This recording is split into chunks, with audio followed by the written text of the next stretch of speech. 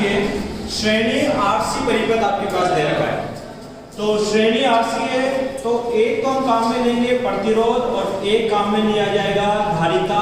और धारिता में जो प्रतिरोध का काम करता है वो है आपके पास धारितीय प्रतिघात, जिसको एक्सिस से दर्शाया गया है।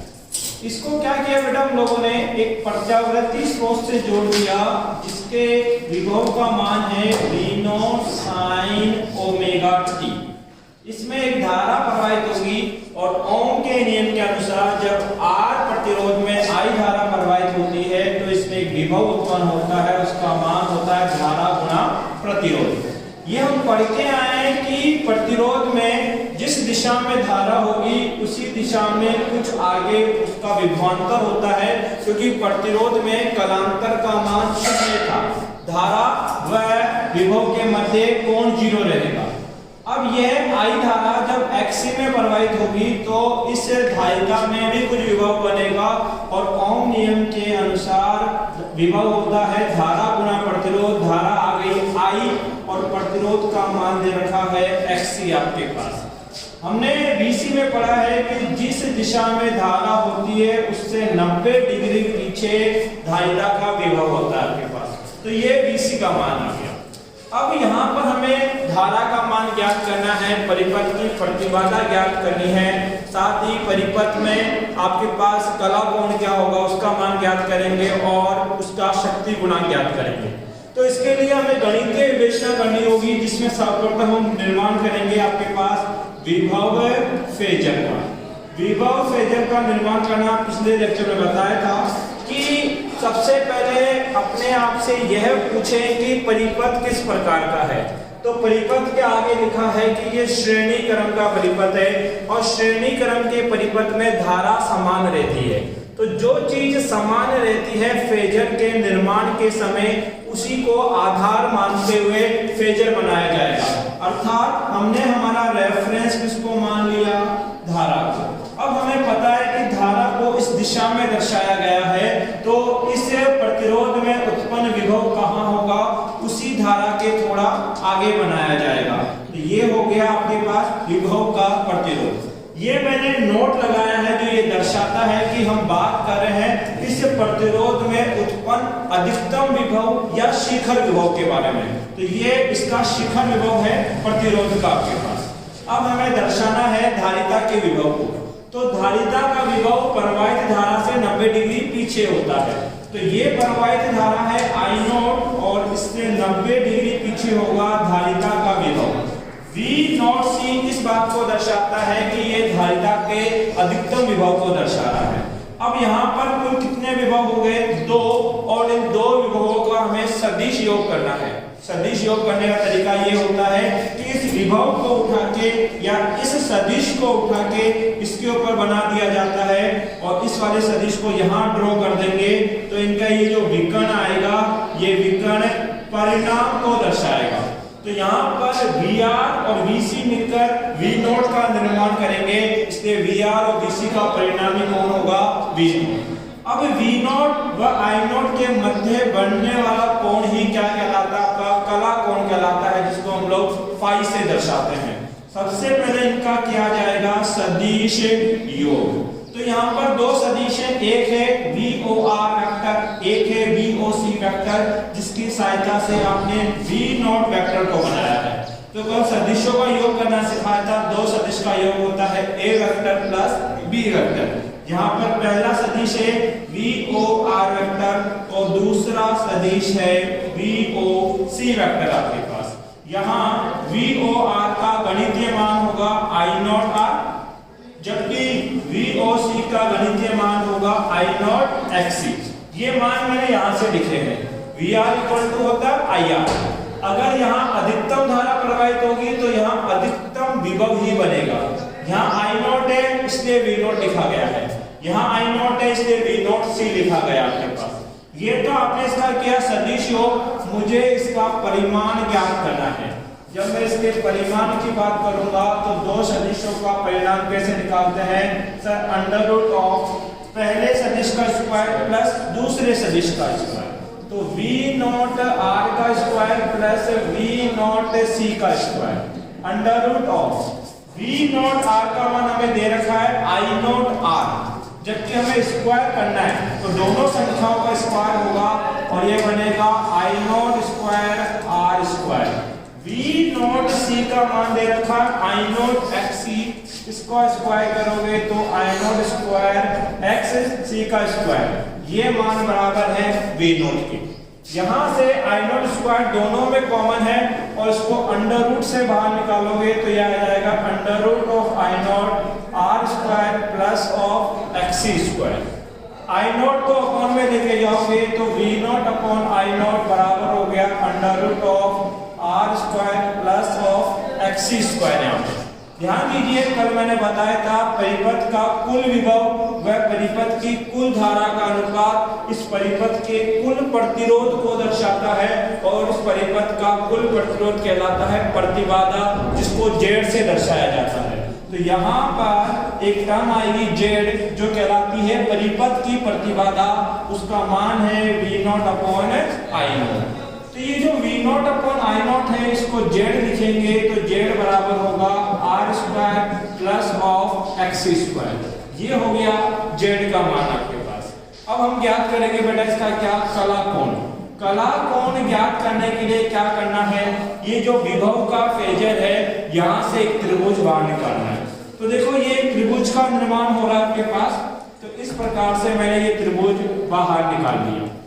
ये जो विकर्ण था ये दर्शा रहा था V नॉट वेक्टर को, ये जो भुजा है ये दर्शाती है V नॉट R को, V नॉट R वेक्टर। ये V नॉट C है तो सदिश में ये भी V नॉट C होगा। इस सदिशों में समांतर भुजाओं के परिमाण समान होते हैं, ये हो जाएगा V नॉट C वेक्टर। ये कोण कोणा रखा है हमने कितना, फाई।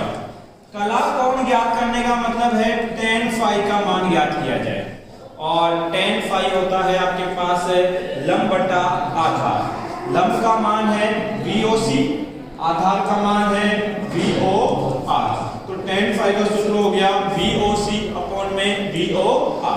यहाँ पर इसका एक और मान होगा tan फाई बराबर VOC का मान दे रखा है I नॉट XC बटा V नॉट R का मान है बेटा I nought R। I not से I नॉट कट जाएगा तो tan फाई बराबर होगा XC अपॉन में R आपके पास, ये हो गया tan फाई का दूसरा मान। अब आपको ज्ञात करना है बेटा धारा का समीकरण, धारा समीकरण। ध्यान दीजिए, अगर आपने फेजर बना लिया तो विभव और धारा के समीकरण धनात्मक रहे होंगे व साइन के रूप में लिखे होंगे। अगर विभव का phasor V nought sine omega t है तो धारा का फेजर रहा होगा I nought sine omega t। अब इस ओमेगा t में या तो कुछ कोण जोड़ा जाएगा या कुछ कोण घटेगा, ये बात हम किससे देख के बताएंगे, विभव फेजर से।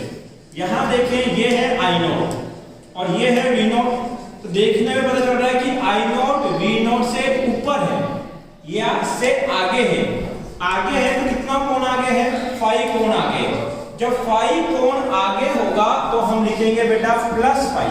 प्लस फाई इसलिए लिखा गया क्योंकि ये फाई कोण आगे चलती है। तो ये बन गया धारा का समीकरण। अब बनाया जाएगा आपके पास प्रतिबाधा फेजर। प्रतिबाधा फेजर निर्माण के समय मैंने एक बात बोली थी कि प्रतिबाधा फेजर बनाना बड़ा आसान है, बस आपको ये देखना है कि जिस दिशा में विभव है उसी दिशा में उसका प्रतिरोध भी बनाया जाता है। तो ये देखो ये विभव है, किसका विभव है, प्रतिरोध का विभव है, तो इसी दिशा में इसका प्रतिरोध भी होगा, तो वो होगा R वेक्टर।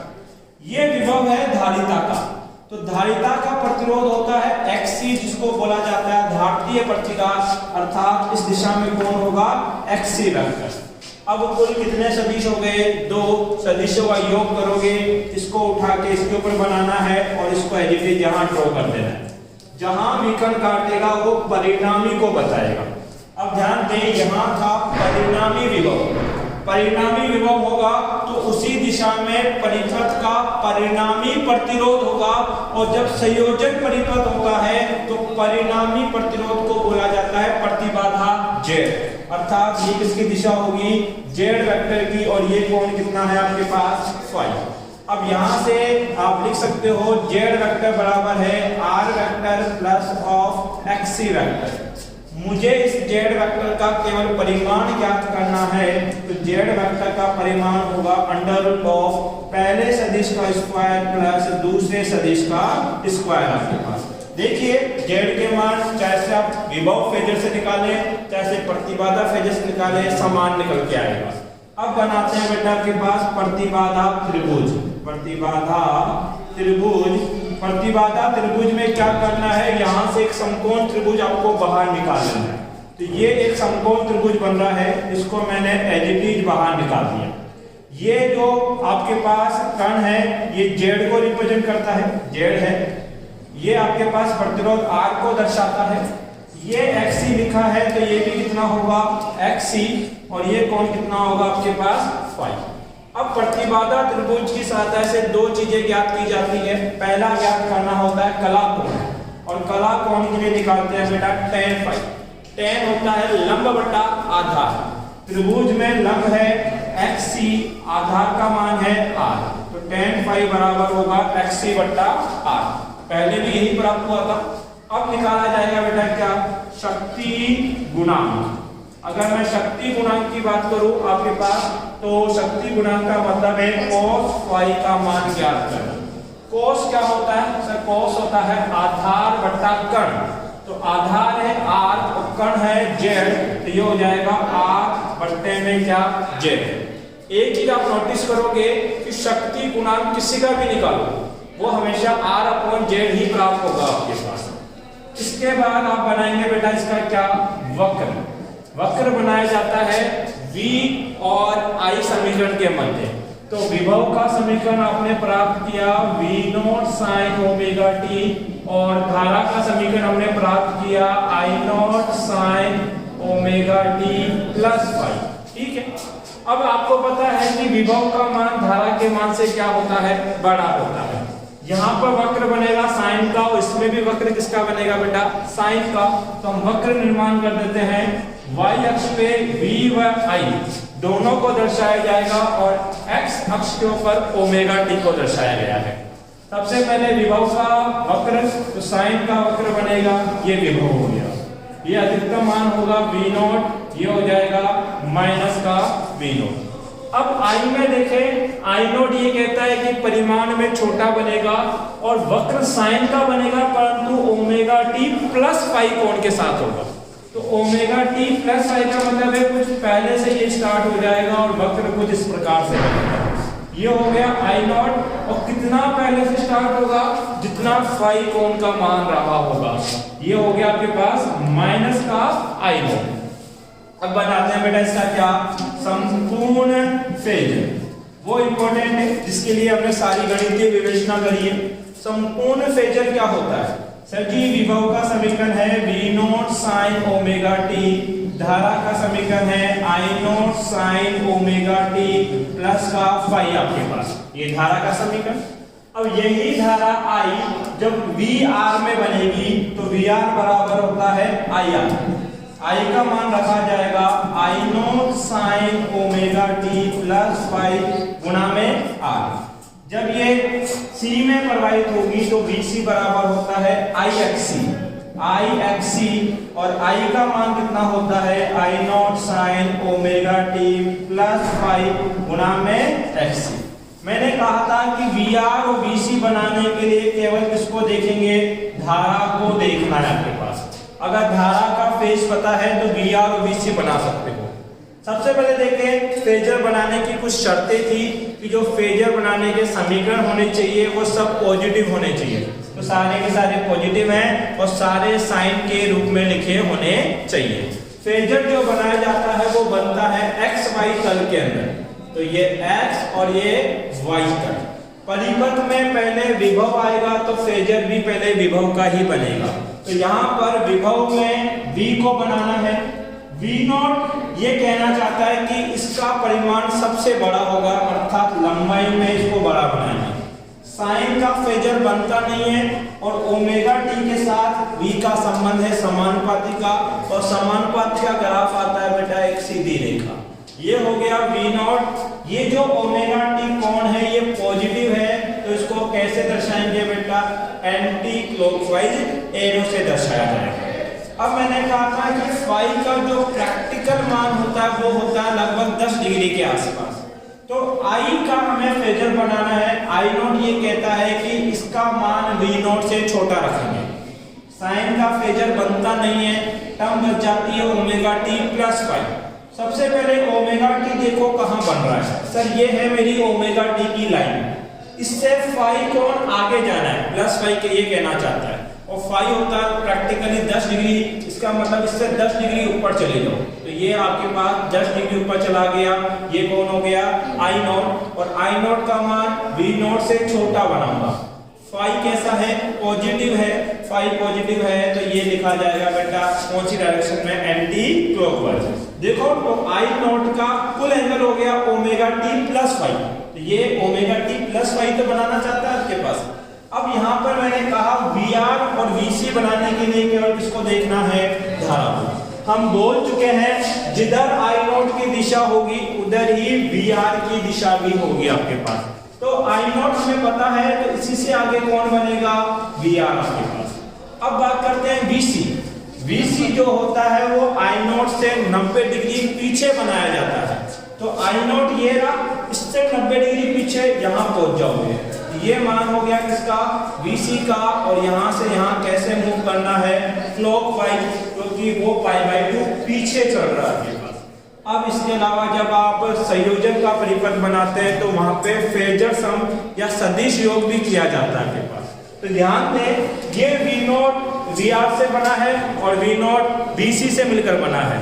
तो जब आप संपूर्ण फेजर बनाओ तो VR को जोड़ दो V नॉट से और V नॉट को जोड़ दो किससे, VC से। VR को किससे जोड़ना है, V नॉट से, और VC को भी किससे जोड़ना है बेटा, V नॉट से। ये बन गया इसका संपूर्ण फेजर। कॉपी